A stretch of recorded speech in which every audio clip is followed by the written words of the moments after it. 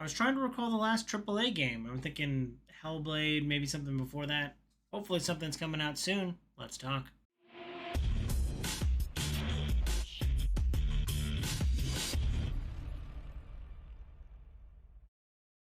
What up, viewers? What up? What up? Calc Soups here, and today is Friday, July 12th, and that means it's time for a quick recap of the week video game news.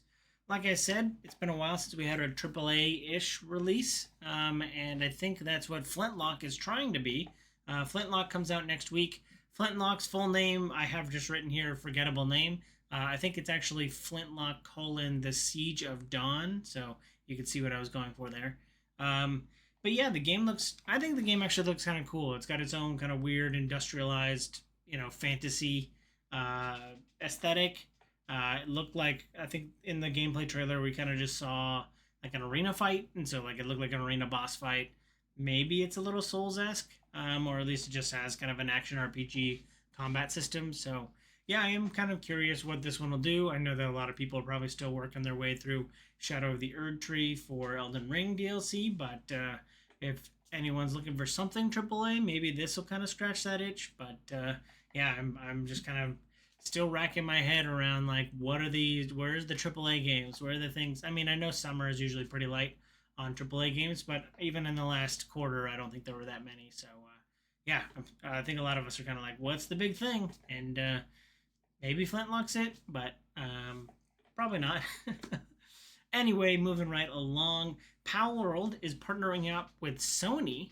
Sony's really putting their money behind Palworld, and it seems a little weird for like one of the big major first parties to like put their bucks behind like legally distinct Pokemon. But that's kind of what they're doing.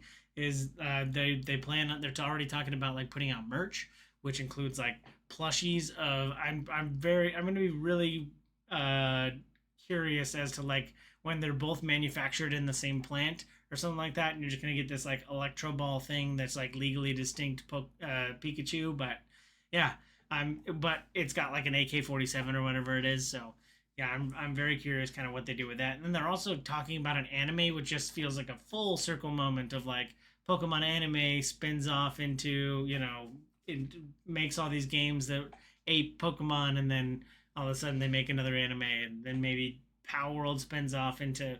Anyway, it's a never ending cycle. But I think it's funny and unique that Sony's gonna back in Power World on this one, which other than like the Pokemon, like it's very like Breath of the Wild. I don't know. I have my own thoughts on Power World. I'll talk about those eventually, but yeah, let me know what you think of Sony putting their money behind Power World. Riot has made a lot of different game types, other than or a lot of different games with their IP. I mean, you've got the base game, the MOBA for League of Legends. You've got Valorant, your first-person shooter. There's the Vampire Survival mode. Well, they've actually killed one of their ideas. They were working on a Smash clone, and they actually cite multiverses as the reason that they decided not to. So the middling launch and then relaunch of multiverses, while big, is not big enough for Riot to put their money behind a Smash clone, which I still think there's room on the market for, a Nintendo exclusive game, but for all consoles. So I'm very surprised that Riot doesn't want to do a Brawlhalla esque game and just kind of eat up their market share. But yeah, I guess that one's dead. So we'll have to wait for the next Riot to clone. There's auto battlers. So yeah, we'll wait for Riot to clone someone else's great idea. But we won't be getting a Smash clone anytime soon. My fingers are crossed for a Riot Racer, where they're just Mario Kart but with Riot characters. That'd be great. Game Pass is going on and increasing their prices, as with every subscription service that you probably have or recently left. They are increasing their prices due to probably corporate greed or something like that. But anyway, so the base entry for Game Pass is I think it's still $15, but you won't get the day one video games. If you currently have that as your subscription tier, they'll keep that and you'll be grandfathered in. But the base like $15 Game Pass deal that gives you day one and access to all the games won't be there anymore. And now you'll just kind of get access to the games without the day one stuff, which was was very big appeal for, like, I want to play the next Halo game. I'll just get Game Pass for a month, and I'll be able to play it there. But I guess with Activision purchase and whatever Bethesda's cooking up, I guess they don't want to be giving away day one game access for just $15 a month. And then there's a price increase associated with the Game Pass Ultimate. So the one that increases the PC, the one that has PC and Xbox bundled together was $18, and now I think it's 20. So you're gonna be, regardless of how you access Game Pass, it'll be a little bit more expensive in the coming months. And if you don't have access to Game Pass, it's gonna be you're gonna be getting less in the future. So maybe subscribe now, or you probably live without it if you don't have it already.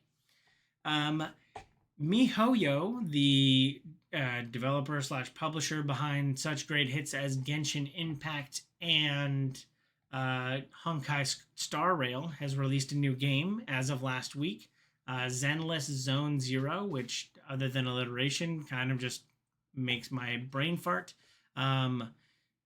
It's currently already up to 50 million downloads, which, with such hits as Honkai Star Rail and, more notably, Genshin Impact, I'm not surprised by that number.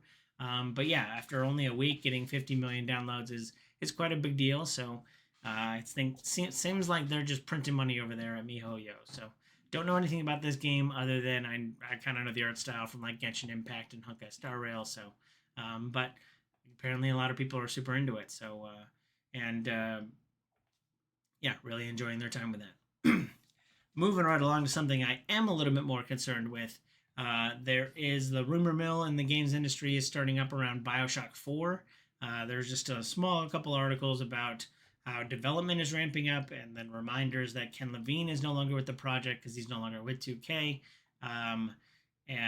So it's a different group of people developing this BioShock than was before, but hopefully we'll see a new BioShock.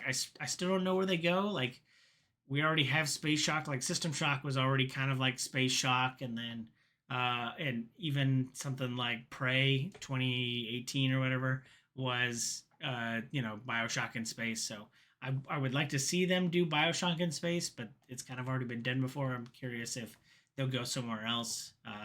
Maybe they'll just do BioShock Moon or something like that. You'll have to be a moon person with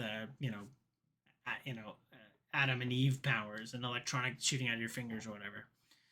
But I digress. I am excited for more BioShock. Is my favorite game of all time. So that's something I'm really excited for. And even with such little news, I still want to talk about it. So leave your BioShock comments down below. The month has rolled over. I don't know if you know that. We're already about 2 weeks into the month. But the PS Plus games for this month are... there's a lot of bangers on that list. So you can hop in on your PlayStation and start downloading some really cool games. No More Heroes 3 is on the list. Jackbox 9 is on the list. For any kind of computer RPG fans, the Pathfinder Wrath of the Righteous game from Owlcat is on the list. And then I think the big one is Remnant 2. As someone who played the Remnant on my PlayStation, yeah, I'm getting more people to access that game for free. We'll definitely do something pretty substantial to the community. So we'd love to see more free players in there, and they probably want to monetize one of the one or two DLCs they've already put out. So, but yeah, Remnant 2. I already have that downloaded, but Jackbox, the Pathfinder. I'm curious how it translates over to console. So that might be something I pick up for free. But yeah, some pretty cool games in this month. Usually they're not so good, so I wanted to call out these good ones here. Dungeons and Dragons is celebrating its 50 years, and they're doing it with a set of stamps. And they're actually like more expensive than stamps are already. Like, stamps are already like almost $1 a pop or something like that. So, but these were commemorative stamps, and they're actually done by an artist that I know and love, Wayne Reynolds, who does a lot of like the Pathfinder art and has been like doing magic art forever. So yeah, that I thought the stamps actually look cool, and there might be like a cheap way. I think you have to order them. I think they're I don't know if they're exclusively English stamps, but they're like mailed from England or whatever website I was accessing. Had them listed on the pound, so I'm yeah curious to see what those look like, and maybe there's a low cost way to celebrate D&D 50 years. So I'm sure they're gonna do more than just this stamp collection, but something that caught my eye this week. Speaking of dungeons, there's plenty of things you can do in a dungeon. You can crawl through them. You can build them up to defend them against adventurers. You can date the weapons that you find in the dungeon. But now there's a new game where you can be the janitor in a dungeon. The game's called Mops and Mobs, which I think is kind of a fun like Eminem D&D kind of pun there. But yeah, I think it's more of like a visual novel take on like a dungeon crawler where you're just rocking around. You got to interact with the creatures that are inside it and potentially like clean the dungeon. So yeah, it looked like a fun game. Another unique take on what you can do in a dungeon. So yeah, I thought that looked fun. And then speaking of looking fun, Bolt Gun, Warhammer's take on Doom is adding a new DLC in the coming weeks. And yeah, it's adding new weapons like the rocket launcher, which anybody who's played Warhammer will surely remember how powerful some of those rocket launchers were. And then they're adding more demon types for you to jump in and chainsword and slay. So yeah, could be a good reason for me to hop in and play through Bolt Gun a little bit more than I already did. So yeah, looking forward to checking out that DLC. But that's it for this week. Let me know if you feel I forgot anything down below in the comments. But as always, thanks for watching. I hope you have a super day. I hope you have a super weekend. And I hope you have a super day. Bye.